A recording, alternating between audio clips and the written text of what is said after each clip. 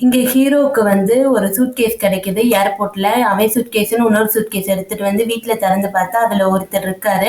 அது மட்டும் இல்ல, அவர் இருமுனா, தும்முனா கஷ்டப்படும் போதெல்லாம் தங்கமா விழுகுது. இத பார்த்த பையன் அந்த தங்கத்த எடுத்துட்டு போய் செக் பண்ணா உண்மையான கோல்டுன்னு சொல்லிட்டாங்க. அவருக்கு அந்த மாரி சாபம் இருக்கும் போலுக்க. இத ஃப்ரெண்ட்ஸ்ட்ட சொன்னா ஃப்ரெண்ட்ஸ் நம்பவே இல்ல. வீட்டுக்கு வந்து பார்த்து உண்மையிலே இவருக்கு தங்கம் வருதுன்னு சொல்லிட்டு, இவர்ட்ட கரண்ட் வச்சு நம்ம எடுப்போம். ரொம்ப கஷ்டப்படுத்துனோம்னா ரொம்ப நகை வரும் அப்படின்னு சொல்லுவாங்க. இந்த மாரி கொஞ்சம் எடுத்ததுக்கு அப்புறம் அடுத்து வந்து இந்த ஹீரோ வந்து வேணாம் அவரை விட்டுறலாம்னு சொல்லுவாங்க.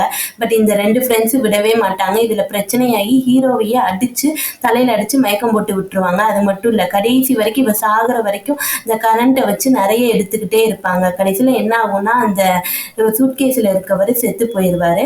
அந்த 2 பேருக்கும் நிறைய நகையும் கிடைக்கும். அதுக்கு பதிலா இந்த 2 பேரும் சூட்கேஸ்க்குள்ள தனித்தனி சூட்கேஸ்க்குள்ள போயிருவாங்க. இந்த பையன் ஹாஸ்பிட்டல்ல போய் நல்லாயிடுவான் இந்த ஹீரோ. அது மட்டும் இல்ல, அந்த சூட்கேஸ்ல இருந்த சாபம் வந்து இருந்தாருல்ல, அவர் திருப்பியுமே ஏர்போர்ட்டுக்கு போய் அவரோட வேலையை நல்லபடியா பார்க்க ஆரம்பிச்சிருவாங்க. அந்த பேராசை பிடிச்ச 2 பேரும் அந்த சூட்கேஸ்ல மாட்டிக்குவாங்க.